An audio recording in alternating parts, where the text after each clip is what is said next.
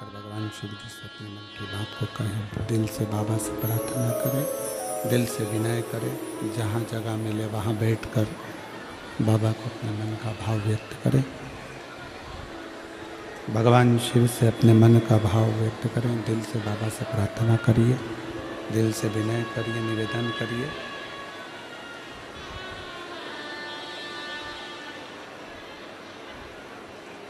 जहाँ भी जगह मिले भगवान से भाव से प्रार्थना करिए, दिल से विनय करिए।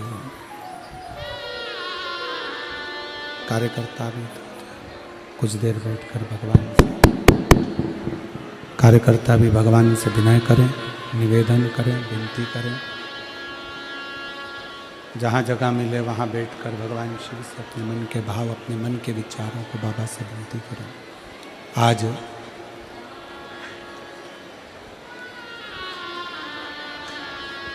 मासिक शिवरात्रि भी है और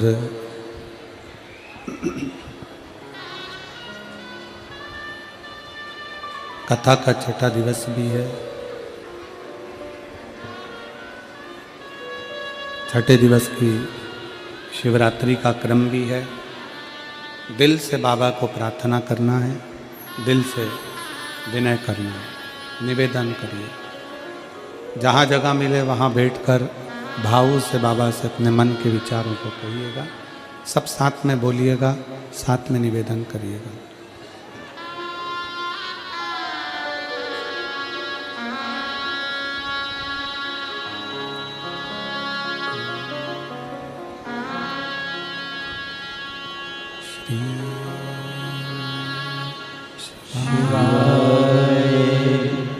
नमस्तुभ्यं श्री शिवाय, नमस्तुभ्यं श्री शिवाय, नमस्तुभ्यं श्री शिवाय, नमस्तुभ्यं श्री शिवाय, नमस्तुभ्यं श्री शिवाय, नमस्तुभ्यं। भोला सब दुख काटो हमारा, ओ भोला सब दुख काटो हमारा। शिव शंकर जपो तेरी माला, भोले बाबा जपो तेरी माला। भोला सब दुख काटो हमारा, ओ भोला सब दुख काटो हमारा। वेश है मंगल मंगलकारी, वेश है मंगल मंगलकारी। शमशान निवासी हमारा, शमशान निवासी हमारा। ओ भोला सब दुख काटो हमारा, ओ भोला सब दुख काटो हमारा।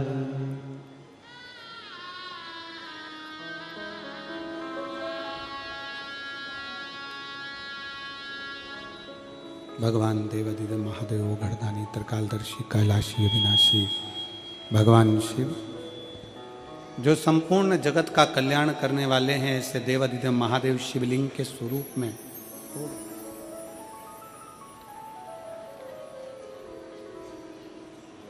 अब शंकर भगवान का स्वरूप हो गया शिवलिंग का।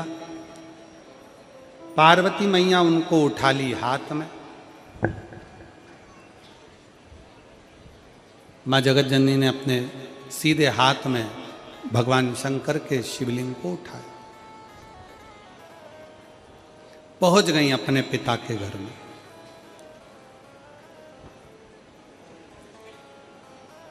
और जैसे ही पार्वती मैया पिता के घर में गई, आवाज लगाई, माता के कानों में सूचना पहुंची।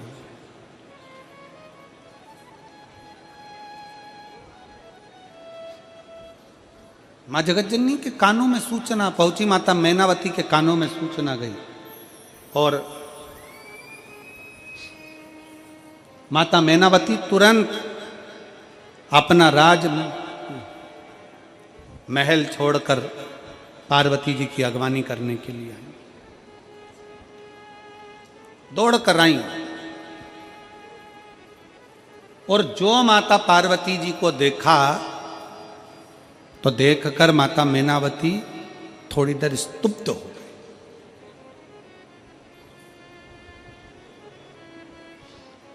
एक स्त्री अपने पिता के साथ जाए, एक स्त्री अपने भाई के साथ जाए, एक स्त्री अपने देवर जेठ के साथ जाए और एक स्त्री अपने ससुर, सास, माता, पिता इनके साथ जाए और एक स्त्री अपने पति के साथ जाए। सबसे ज्यादा इज्जत किसके साथ जाने में मिलती है? जम के बोलिएगा जरा, जम के बोलो जरा, जम के। पति के साथ। और किस जगह पर? शिव महापुराण की कथा कहती है, जब एक स्त्री अपने मायके में जाए और मायके में अगर वो जाए और उसका पति उसके साथ में है तो उसका मान सम्मान इज्जत 4 गुना बढ़ जाती है, 4 गुना बढ़ जाती है। सती मैया जलकर भस्म क्यों हुई? सती माता के भस्म होने का कारण क्या था? सती मैया जलकर भस्म हुई क्यों? रोका भगवान शंकर ने, नहीं मानी, अकेली चली गई और जाकर देखा तो अपने पति का भी इज्जत, पति का भी कोई सिंहासन नहीं था, उनका भी कोई सम्मान नहीं था, उनका भी कोई स्थान नहीं था। आखिरी में माता सती अपने शरीर को त्याग दी। माता सती अपने शरीर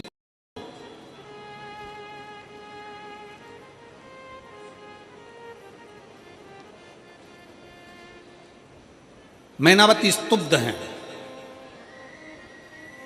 एकदम मैनावती देखकर स्तुब्ध हो गई कि मैंने, पार्वती तो आई पर पार्वती भगवान शंकर को साथ लेकर नहीं है। पहली बार तो पार्वती जी आई हैं मेरे मायके में, अपने पिता के घर में पार्वती जी आई, वो शंकर के बिना आ गई, शिव के बिना आ गई, अकेली आ गई। स्तुब्ध है माता। क्यों? किस लिए? शिव महापुराण की कथा कहती है, भगवान शंकर का चरित्र कहता है, शिव तत्व कहता है, माता पार्वती जी शंकर भगवान को शिवलिंग के रूप में इसलिए लेकर आई थी। माता पार्वती जी ने शंकर जी से कहा था, अगर मैं मेरे मायके जा रही हूँ तो मेरी माँ जब मुझे विदा करी थी मुझे बहुत ज्ञान उपदेश दिया था, आज मैं वापिस अगर मायके आई हूँ तो मेरी बूढ़ी माँ, मेरी माँ जब मुझे ज्ञान उपदेश देगी तो मेरे जीवन की सफलता मेरे सामने होगी। बुजुर्गों का ज्ञान जब मिलता है तो व्यक्ति उन्नति की सीढ़ी पर चढ़ता चले जाता है। बड़ों का जब ज्ञान मिले तब।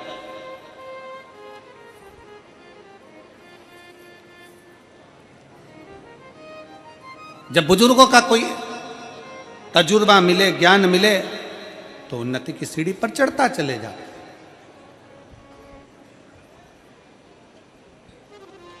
और बहुत विचारणीय बात है, आज के समय में लड़का लड़की का संबंध होता है, आज के समय में विवाह होता है और विवाह होने के बाद वो विवाह अदालत में पहुंच जाता है और तलाक तक नौबत पहुंच जाती है। उसका कारण केवल इतना सा है कि आज के ज़माने में ना लड़के को समझाने वाले हैं ना लड़की को समझाने वाले हैं। अगर लड़की के माँ बाप लड़की को समझाएं, बेटा जिंदगी में दुख तो लिखा रहता है, सबकी किस्मत में तकलीफें लिखी रहती है, माता जानकी को भी बन जाना पड़ गया था, जीवन में दुख लिखा रहता है, थोड़ा सा संघर्ष करोगे तो निश्चित है एक दिन राज सिंहासन पर भी बैठोगे। थोड़ा सा संघर्ष। लड़के को भी समझाया जाए, बेटा जिंदगी में सब तरह का भाव आता है, कोई का स्वभाव कैसा रहता है, कोई का स्वभाव कैसा रहता है, ये तो सब चलता रहता है, थोड़ा अपना स्वभाव को नरम बनो। और है कठिन, बहुत कठिन है। दुनिया के 3 काम सबसे कठिन है। पहला, हाथी को धक्का मारना। दूसरा, मच्छर के पैर की मालिश करना। और तीसरा, शादी के बाद मुस्कुराना। ये दुनिया के सबसे कठिन काम है। ये 3 दुनिया के सबसे 3 कठिन काम है। पहले नंबर का, जम के बोलो, जम के बोलो जरा, हाथी को धक्का मारना। दूसरा, मच्छर के पैर की मालिश करना। और तीसरा, शादी के बाद मुस्कुराना। कई लोग शादी के बाद मुंह ऐसा उतर जाता है जैसे बिना मंजा हुआ भगोना, बिना मंजा उतरा जाए। और शिव महापुराण की कथा कहती है, अपने चेहरे की प्रसन्नता मत जाना, कभी मत जाना। माता पार्वती जी की मैया मैनावती के मन में, माता मैनावती के मन में ये भाव जागृत हो गया, मैनावती के हृदय में ये भाव जागृत हो गया कि ये आखिर पार्वती अकेली कैसे आई, स्तुप्त है। और दुनिया के कई लोग शंकर भगवान की अविरल भक्ति से, शिव की उपासना से, शंकर के गुणगान से स्तुप्त रह जाते। एक पत्र है,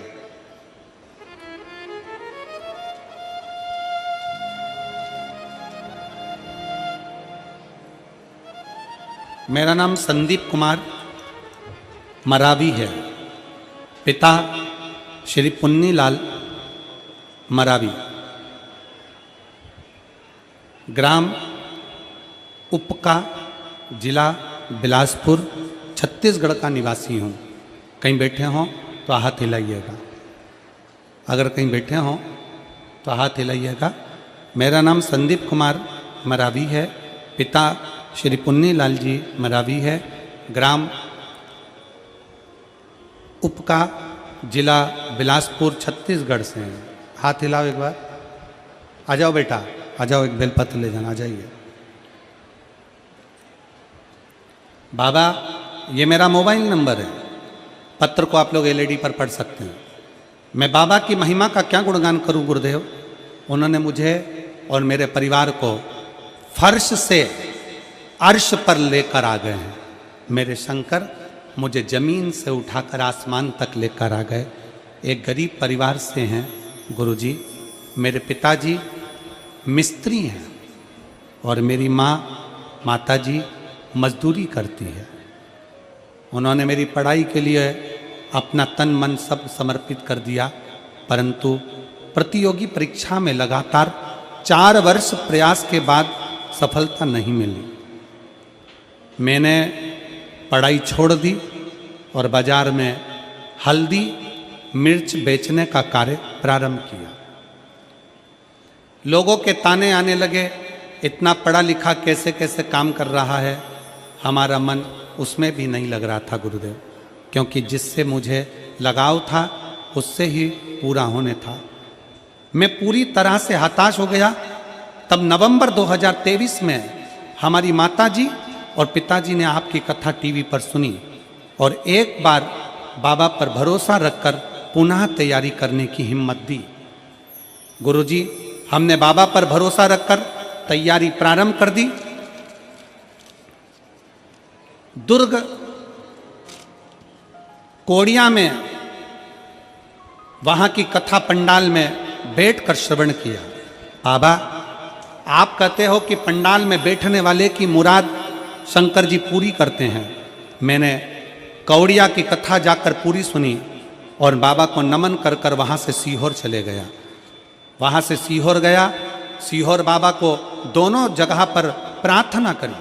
सीहोर में जाकर बाबा से विनती करी, बाबा आप किसी की झोली खाली नहीं रखते कुबेर भंडारी, मेरी भी झोली भर दो।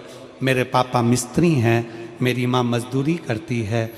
मैंने मिर्ची का धंधा भी करा परंतु वो नहीं चल रहा, बड़ा दुख है।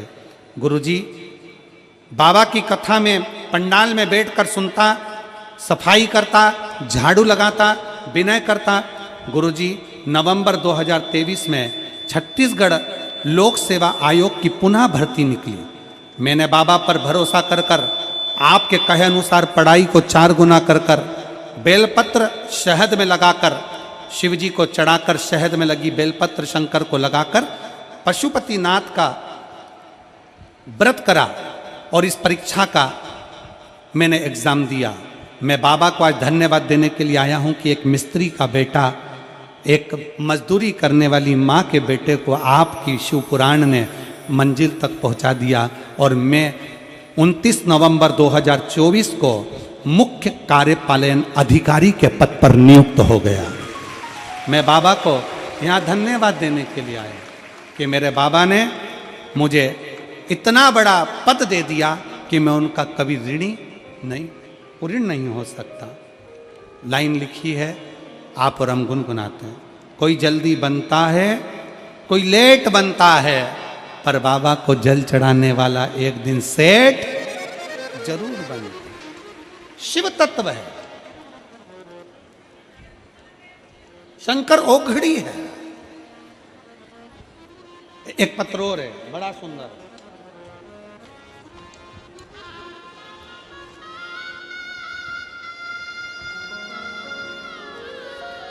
प्रेरणा देखिए। मैं पूरे भारत देश के एक एक नवयुवक बेटा बेटियों से कहना चाहूंगा, ये शिव पुराण क्या प्रेरणा देती है वो देखिए। श्रीमती उमा साहू, श्री पप्पू साहू, वैभव कुमार साहू बेटा का नाम है। मोबाइल नंबर ये है, कहीं बैठे हों तो हाथ हिला सकते हैं। श्रीमती उमा साहू, श्री पप्पू साहू, बेटे का नाम वैभव कुमार साहू, कहीं बैठे हों तो हाथ हिलाएं। मेरा मोबाइल नंबर ये है।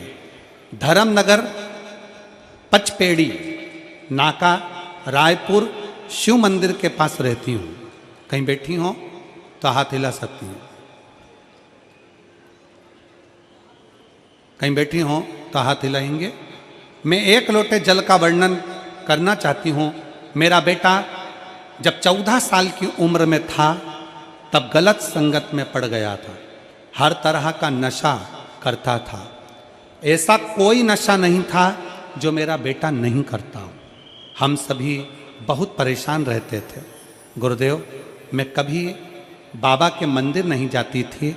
जब रायपुर गुड़ियारी में कथा हुआ तब मैं मेरी बेटियों के कहने पर 3 दिन तक कथा सुनने पंडाल में गई। कथा के पंडाल में बैठकर केवल एक ही विनती करती थी कि 14 साल से जिसको नशे की लत लगी है, अगर तू सच्चा शंकर है तो मेरे बेटे का नशा छुड़वा दे। 3 दिन मैंने गुड़ियारी की कथा सुनी, बाबा की कथा सुनकर आ गई। पशुपतिनाथ का व्रत प्रारंभ कर दिया। व्रत का जल लेकर आती, अपने बेटे को देना प्रारंभ कर दिया और मेरे बेटे ने नशा धीरे धीरे छोड़ना प्रारंभ कर दिया। मेरे बेटे ने नशा छोड़ा। नशा इतना करता था कि दिन भर नशे में रहता था। आज मेरा बेटा रत्ती भर भी नशा नहीं करता। गुरुजी, मैं बाबा को प्रणाम करती हूँ। गुरुदेव, दूसरी बार पंडाल में कथा बैठकर सुनी। बाबा को कह कर गई, मेरे बेटे ने नशा तो छोड़ दिया, पर तू ऐसी कृपा कर दे उसकी कहीं सरकारी नौकरी लग जाए। बाबा ने ऐसी कृपा करी, मेरे बेटे का मैं जानती हूँ कि नहीं लग सकती थी, पर आज मेरा बेटा अच्छी तरह से PWD कंप्यूटर ऑपरेटर के पद पर नियुक्त हो गया। मैं बाबा को प्रणाम करने के लिए आई। गुरुदेव, मेरी तकलीफ़ें मिटी नहीं। फिर अचानक से मेरे बेटे की तबीयत जुलाई 2024 में खराब हो गई। खराब हुई, डॉक्टर को दिखाया तो डॉक्टर ने कहा इसने पूर्व में नशा करा था, इसलिए इसकी आंतें अंदर से पूरी सड़ चुकी हैं। एक बीमारी हो गई जिसको अग्नाशय पेन कियार्स कहते हैं। उस बीमारी के अंतर्गत मेरा बेटा तकलीफ में हो गया। डॉक्टर ने कह दिया इसका कोई इलाज नहीं, अंदर की आंतें पूरी बेकार हो चुकी है। बेटा रोता, करता क्या? तब मैंने बेटे से कहा, उस शंकर जी ने नशा छुड़ाया, उस शंकर जी ने नौकरी लगाई, उसके मंदिर जाना चालू कर। मेरा बेटा फिर मंदिर जाने लगा। एक बेलपत्री लाता, खाना प्रारंभ करा, शिव जी का चढ़ा जल पीने लगा। सीहोर गया, वहाँ का रुद्राक्ष लाकर उसको गलाकर पीने लगा। आज डॉक्टर भी आश्चर्य में है कि इसकी आंतें वापिस काम करना प्रारंभ कर दी और बेटे का शरीर ठीक हो गया। मैं शिव को नमन करती हूँ। एक विश्वास,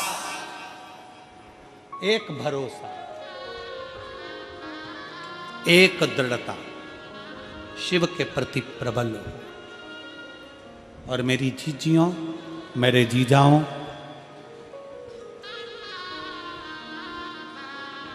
आप लोग शिव